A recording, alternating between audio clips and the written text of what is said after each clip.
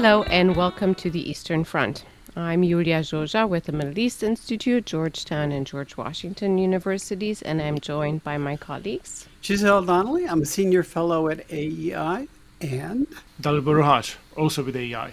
On our podcast, we talk about the many challenges to European peace that tend to emerge along a line running from the Baltic to the Black Sea, the Eastern Front, and about why those matter to the United States. If you enjoyed this episode, as always, consider subscribing, rating, and reviewing us. Today, we have with us as our guest Rim Gilfanov, who is the director of Radio Free Europe's Tatar Bashkir service, just in time as the probably new defense minister of Ukraine has been nominated and maybe today, September 5th, appointed, Rim Gilfanov, who is also a Tatar, a Crimean Tatar. So I think a lot of our audience will be confused, Rim, and so I want to ask you a very broad question about what are Tatars? Why the Tatar Bashkir service? How is Tatarstan different from Crimean Tatar? I grew up with one of my best friends who's a Romanian Tatar. Some Tatars or some people around the Black Sea region see the Tatars as some of the OG, the original people.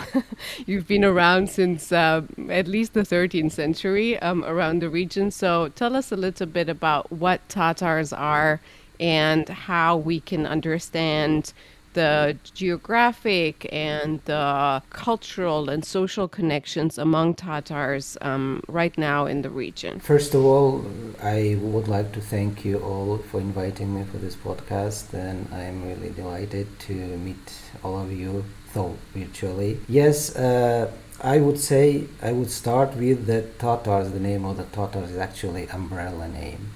It unites different ethnic group actually. Because we used to be one ethnic group. Well, there was no ethnicity at the time, but I mean just cultural unity in several centuries ago used to be even one state called the Golden Horde. But now, given the new developments in this huge territory called Eurasia, as different other states appeared on that space, for example, Russian Empire, which made us separate. So Kazan Tatars they had their own development, own history under the Russian Empire, and the Crimean Tatars had another. They first were very close to Ottoman Turkey, and then also were annexed first time by Russians 200 years ago. So since that, this development, the growth of these ethnicities went separately and differently. So now, we still have the name Tatar in our names, the word Tatar, but in terms of language, in terms of traditions, in terms of political history, we are quite different.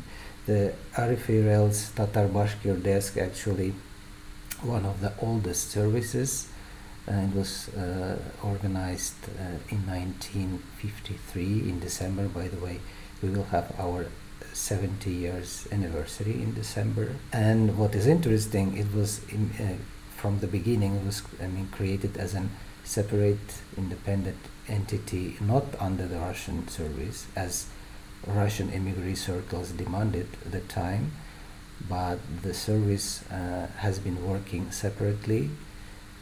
And what is interesting also, the Crimean Tatar language wasn't among the languages mandated by Congress, by US Congress, but nevertheless we remembering their fate, their rather sad fate under Stalinistic regime. You probably know that the Crimean Tatars, the entire population of Crimean Tatar population in the Crimean Peninsula was deported by Stalin in 1944 under false accusations that they were collaborating with Nazis in Crimea. And not only Crimean Tatars had that fate, but many of them were rehabilitated after Stalin's death, but never Crimean Tatars. So they started their fighting to return to the homeland in 60s first, and then with the Perestroika era. Actually, the demonstrations by Crimean Tatars on the Red Square, I would say, started all this freedom movement in former Soviet Union in the territory.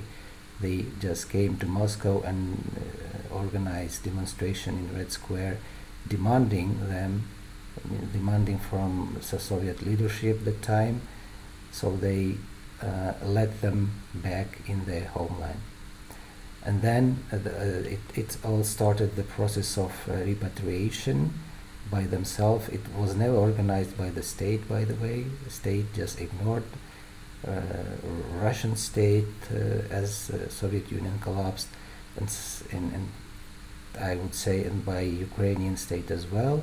So all those achievements Crimean Tatars had in Crimea till Russian annexation, it's all done by their, poor enthusiasm just to get back to the homeland.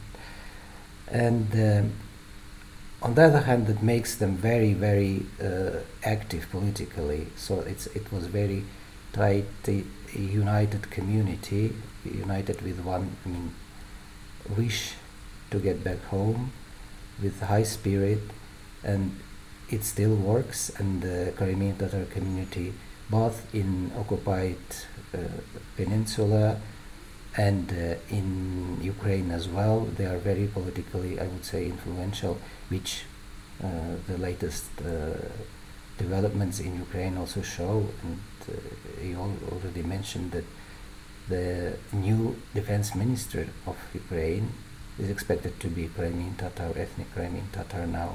And back to the radios, we never had the Crimean Tatar as a broadcast language, but nevertheless we had some segments in Crimean Tatar. They started in 60s, and then as Perestroika came, we even organized, found an affiliate in Crimea, and had twice weekly Crimean Tatar segments of broadcasting over there. And then, unfortunately for us, but fortunately for Crimean Tatar community, after second annexation happened in 2014, the Crimean desk actually went to under Ukrainian service here, and they have the special project called Crimea Realities. And it's our colleagues working there, they are pretty much very active and very providing independent, comprehensive news to the occupied territories over there. So briefly about Tatars, I would say this. So you said that Tatar is essentially an umbrella term for a number of different groups around the Black Sea and further into sort of the deeper parts of Russia, if you will.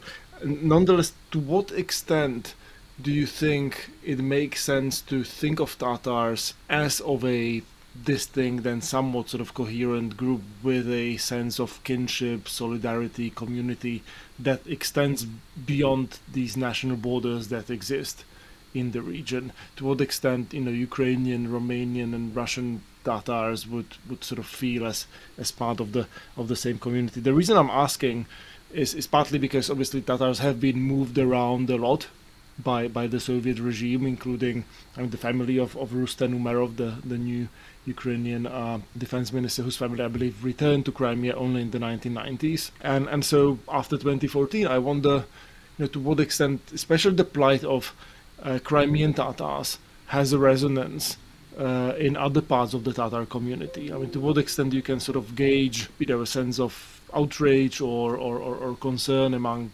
Tatars, still living in Russia, who might not be able to sort of express their concerns freely, but who might still be acutely aware of what's happening and the injustice of it all. And if I can just briefly add to that, maybe you could mention Turkey here, because Erdogan himself, but generally Turkey has sort of taken on the plight, at least rhetorically, of the Crimean Tatars. There's many Tatars in Turkey, but that's a very politically fraught and complicated relationship too. I see you smiling, Rim, so. I have a footnote too, because I wanted to ask particularly about the Kazan Tatars, which, have been Russified for a long time. It is like to understand the differences between the Kazan Tatars, who are still a majority population of that substantially large and I think pretty Russian city. I'm wondering whether the question that Dalibor asked about the sympathy amongst Tatar people transcends the distance and the different historical past that Crimean had, that, or even the sort of Tatar diaspora, if you could even call it that, the far-flung elements, and the capital of Tatarstan. The people, the residents of Kazan are, like I say, seem to be very Russified. It's important to mention that the Kazan Tatars as a community, they are also pretty much strong. And probably, again, you heard about the case of Tatarstan. As the perestroika started, there was a big wave of revival. Big ethnic movements appeared, they first started claiming for Tatarstan a union republic status. If you know the history of Soviet Union, there were 15 union republics over there, which had much more power, availability to develop the culture, traditions, language, and they were so-called autonomic republics, which were almost on the level of Russian oblast, Russian regions over there.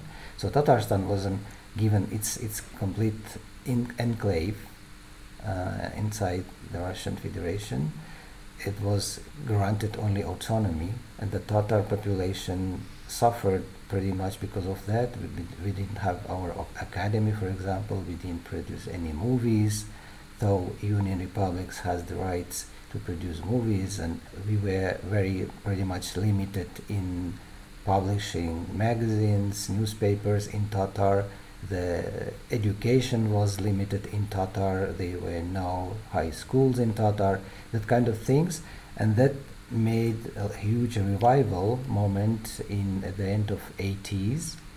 And then Tatarstan declared their sovereignty in 1990, first among the other ethnicities in Russia, and they were even attempt to announce an independence from Russia.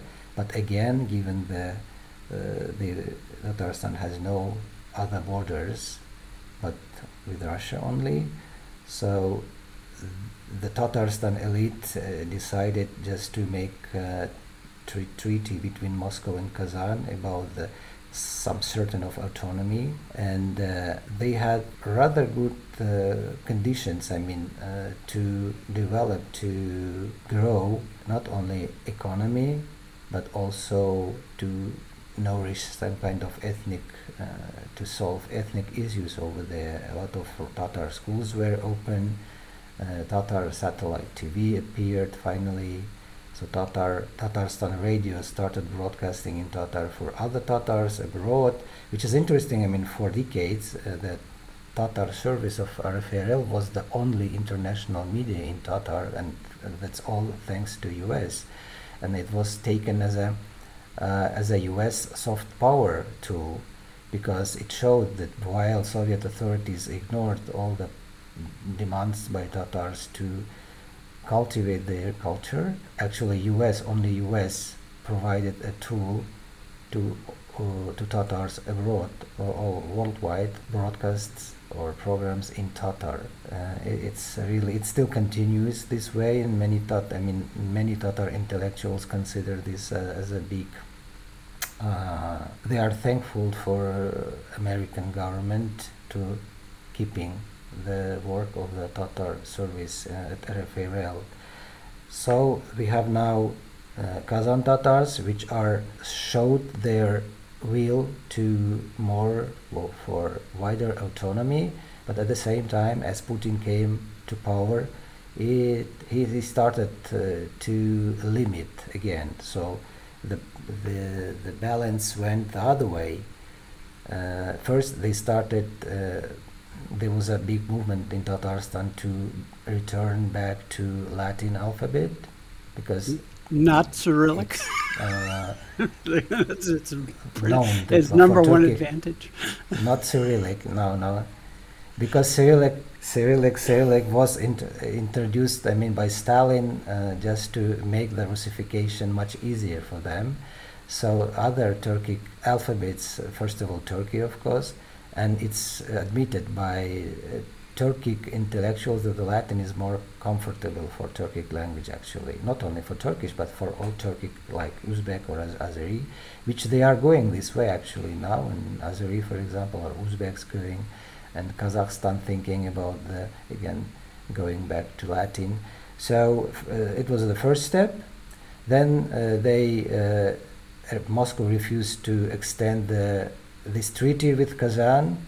So again, the Tatarstan was slowly brought back to the level of Russian oblast. Power structures like interior or prosecutor offices or courts were again subordinated to Moscow, to federal bodies. Then Putin started attack on Tatar language, saying that it's not possible to give more hours to study any language than Russian, so Russian should be on first place.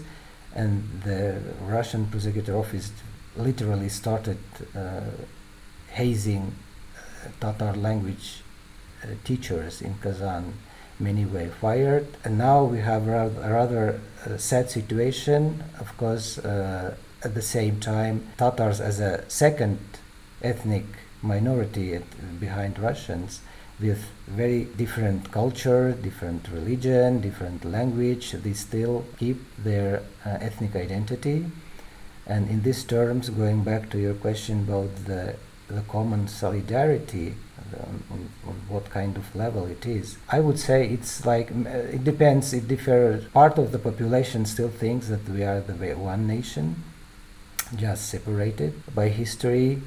But in fact, as I said, the differences are so many. Even experts consider Crimean Tatars as a separate ethnic group now, and the Crimean Tatar language as a separate language, which reflects the reality. But nevertheless, we still have this Turkic unity, which is inspired by Turkish experience as well, with the Turkish support. In this level, of course, Crimean Tatars are taken as a brother nation. So Crimean Tatars, the solidarity level with Crimean Tatars is rather high. I can just give my own memory. I used to be very active in this new revival movement in 90s before I joined Radio Free Europe. And in 1990, there was an assistance group was formed in Kazan, made of young people, students, who went to Crimea to help Crimean Tatars over there, to build the houses for them, dwellings, and that kind of help, which shows the kind of unity, the kind of ties. They are still there. So then maybe we can talk a little bit about what is happening in Tatarstan and in and around Kazan particularly. I think very few people know, I'm now assuming that they do know that Kazan is a big city in Russia, but little is known about its sort of cultural heritage, how many museums, universities, what kind of a cultural community there is now. The only thing that now draws it in kind of common knowledge back to the war is our vague knowledge about the fact that different ethnic regions and different ethnic people in Russia have been particularly targeted when it comes to recruitment for the war.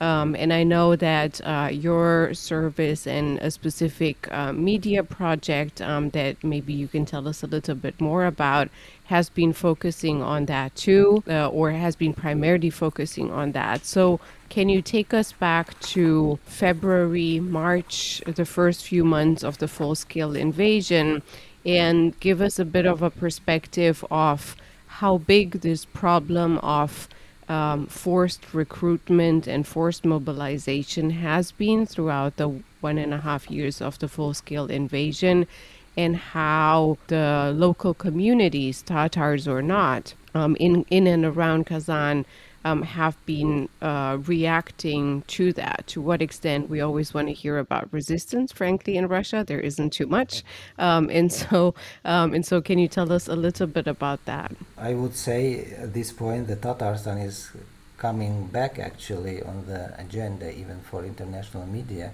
because of the war and the hopes or potential that the war would affect the Russian state to the extent that some regions will again start fighting for wider autonomy or even for independence. And there were already few so-called forums of free nations. They are pretty much supported by Ukrainian government, of course, but also they had their gatherings, for example, in Prague or in Brussels. The last forum was held in Tokyo, which was also interesting. I mean, nobody would expect this, but the activities around this are pretty much going on, and among those potential entities who would again reclaim their rights, the Tatarstan is, on the first place. So the Tatarstan, even in Russia, it was like kind of trade-off with the local elite that Moscow, on one hand, Moscow wanted to limit the autonomy as much as possible. At the same time, they understood that it's not possible only just that you want this. They gave some privileges for the elite. For example, the Kazan was allowed to celebrate their 1,000 years since the foundation of Kazan in 2005. Then the World student games called Universiades were also held in Kazan in 2013. So the local elite, kind of as a compensation for the taken sovereignty, they were given more money for local projects and for the corruption as well. Nothing happens in Russia without this. So they were like the Putin found out the way how to corrupt them smartly. The Kazan is called like a third capital now after Moscow and St. Petersburg, given it was really the capital of the Kazan Khanate, and it has a really rich history, and it was a very much developed city even during the Soviet times. The Kazan University is actually the third oldest in Russia, and it was famous by its Oriental studies during the Tsarist times, and still keeps that potential, to be a great metropolitan. And what is interesting, it also serves as still attractive for the regions around Tatarstan. So Kazan considered to be a very prestigious city to go to study or to go to work. Now even again Putin tries to corrupt locals by promises, and even they implement actually like building new metro lines over there, or a great motorway from Moscow to Kazan and then further to the east, which is very attractive for the local people because infrastructure, then the whole world is developing, and they also want to match in this in these developments. That's why I would say that even war didn't affect negatively that kind of plans. Some kind of constructions development still going on there, But otherwise, the war affected pretty much the mood of the population, the common sense, what's going on, that it would end not good, that kind of things, And in this, we try to, as a media already, we try to provide different kind of independent kind of news, because as the war started, it was clear from the beginning, as Putin came to power, he started to taming the federal TV channels, taking them all under his control. But with the war, it came so obvious, it came so clear that they prefer to create then and to live their own alternative life, alternative reality, I would say, where the black is white and white is black, and truth is lie, lie is truth. And in this we have our very unique specific niche, and we are trying to enter the audience, enter this space, pretty much closed now. We are announced foreign agent in Russia. Our bureaus are closed. Our people, our freelancers even had to leave the country because they are endangered over there. Julia already mentioned different projects we are now working on. First of all, I would mention here our investigative data project. Immediately as Russia started the war in Ukraine, our service has launched its own death list of Russian losses, rightly expecting that the authorities would do anything to conceal the real casualties in Ukraine. The initiative, which started as a simple database, now being turned to a wider and systemic visual project, showing real devastating scale of the losses, mostly of young men, but not only young men, sons, fathers, husbands. And in our days, the data journalism has become a powerful tool to reach this audience, because otherwise nobody would tell them, would publish that kind of information besides us, because propaganda and pro-governmental TV totally overwhelms the society over there. Many had stories, many heard stories about even like family members differ with the views on the war, and they cannot find any kind of common points to make them closer to each other. It's really, I don't want to go deeper about this, the state of society, why it happened, but if the time allows we can go there. But otherwise the society is completely twisted, I would say, in not only in terms of understanding the war, why it happened, why the people are going with the war on Ukraine. And we only try to get alternative information, which is not possible on state media, and this project is one of them. Of course, those numbers, casualty numbers, are approximate. It's not impossible to establish exact number of people who died or went missing during the war. Can you perhaps tell us a little bit more about how exactly you source this data? It's probably not data on all Russian losses, right? It's people from a certain region, and so how exactly you sort of go about getting this information? I said that they are approximate, of course, and they are less than the reality, but the problem is nobody knows this reality. I think even authorities, because there are so many losses, and the Russian side, they don't care much about the losses. Even these bodies, dead bodies are left on the battlefield, and they don't care to take them back. So we based on local reporting, on funerals, on local media. It's not, for example, maybe the federal media don't speak about the particular concrete cases, but the local papers, on district papers, for example, or interviews with the families, we sometimes do through telephone lines.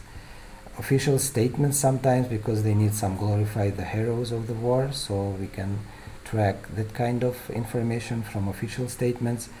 And of course various posts on social networks, which helps us pretty much in this current situation, because the people, they have very local limited audience, but if we go to these groups, you can track so many actually deaths happening, and the families getting the bodies of their close relatives went to the war.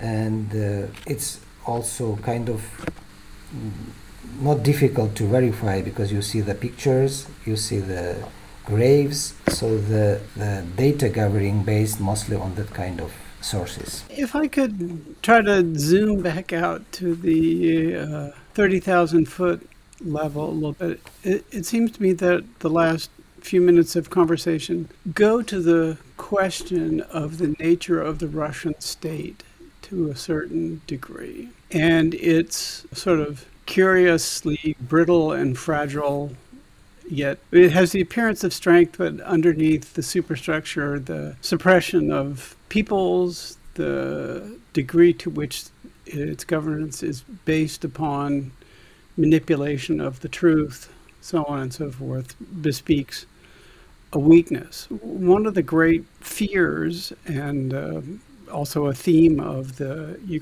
Russia-Ukraine war, is a fear by Western elites of the crack-up of the Russian state in the wake of this conflict. Again, the fact that localized cultures have persisted so long, and in the face of such repression and corruption and all the things that we've talked about, it sort of raises the question of whether that everybody would be a lot healthier without being governed from Moscow. That a place like Kazan would be able to stand on its own 2 feet. Its natural sort of geographic orientation is along the Volga rather than directly to Moscow. And so there are, the fact of the Russian Empire has glossed over so much for so long that especially Western elites have a hard time imagining what the world would be like. And they dread that. But as we talk about, again, sort of all these disparate subjects which sort of add together to call the, eternity of the Russian Empire into question. Yeah, one has to ask, and particularly from a Tatar point of view, whether, if not crack-ups can be violent, crack-ups can be peaceful. But another dissolution, particularly one like the dissolution of the Soviet Union, is something to be wished for rather than dreaded. It's a very difficult question, but at the same time very interesting and pretty much being discussed very often. Of course, there is also a scary scenario. Some are even frightened to consider this option, thinking or saying that it would just lead to the big blood and violence, and the results are rather murky. And by saying this, I think they use it, and it's being used actually, to appease the aggressor and to justify the need of these peace negotiations with Putin, saying we have to talk to Putin, otherwise Russia will become, the big blood field. And essentially saying that if the West doesn't stop supporting Ukraine, it would lead to the breakup of Russia, and this talk again starts around this. But breakup doesn't necessarily mean collapse, and there can be plenty of consequent forms as a real federation or some confederation, even I would see kind of protectorates for some territories. The main thing here is just not to run from this problem. The problem is there. And the main problem, the main issue here is not the Russian military power itself, which now threatens its neighbors. It's merely the military power is derivative that comes from the primary source of all, which is the Russian authoritarianism, the main source of Russian expansionism. And aggression, bullying and threatening the neighbors. And we have to ask ourselves how to deal with this authoritarian power. Should it be dealt primarily with all others? I mean, and we have to understand that all others are just a product of this. And you can't go around saying, go around this problem saying that it's really dangerous to do something with Russia, let's keep it. As it was actually, it was the main thought in 90s. I mean, President Bush Senior, the main fear was about the nuclear capacity kept and keep the Soviet Union itself. Even after the Yeltsin, Kravchuk, and Shushkevich signed this Belarusian agreement, he tried to persuade them to keep the country united. So if we know what happened in 30 years afterwards, the problem didn't disappear. It just came with in a higher scale. So there should be some other recipe to deal with this. And it's clear actually that there is a need to disperse this power which produces this the expansionism and the military bullying, threats. And what is interesting, what shows the Putin's case, the instability not only nearby borders but also worldwide. Just it's enough to see what's going on in Africa now. The question here is when the Western expert community as well as politicians will come to a deeper, more detailed understanding of the phenomenon called Russian destructive expansionism. That kind of forums I mentioned, they at least help to start talking about this. So far it was like taboo issue, not only in Russia but also among Russian experts in the West about the future of Russian Federation. But again, I mean, we probably should be realistic in this. I mean, we already tried one way in 90s. Well, it worked out for Baltic states, I would say, but didn't work out for even Ukraine, not definitely for Central Asians, because we have a big problem over there between them, as well as with the growing influence from China. And of course, I mean, only Russia itself or Russian opposition or Russian people cannot deal with this themselves. There should be some kind of international effort just to help to these processes, like it happened again after the end of World War One. Even, I mean, there should be probably kind of, Versailles Conference, something like this. The case of Czechoslovakia shows us that it works out if it's done with good knowledge and expertise. And in this sense, I would just welcome all the attempts by the Western experts to try to understand more the Russians' nature, not only thinking or having in mind Moscow or St. Petersburg, but also different regions, which almost all of them have their own distinctions, differences, name Kaliningrad region or Far East or Siberia, or our region, for example, Volga region, where Tatarstan and Bashkortostan are located, Northern Caucasus. So this is my answer to you. Rim, you're right that this has been very much of a taboo, and I feel that with the war, it's becoming, of course, with the full-scale war, it's becoming, of course, less of a taboo, but still very much is. Most of the conversations I've had about this were private conversations, not public ones. People don't feel, even people with a stake, a direct stake, and community stake, really. Like you, most of the time don't feel comfortable talking about these things. And I don't think there's a lot of interest, deep interest and understanding for the plight of these communities in the West as much as there should be. So I'm very grateful for you to bring up these things towards the end of the podcast. I'd love to go on for another hour, but we leave it we leave it as food for thought here.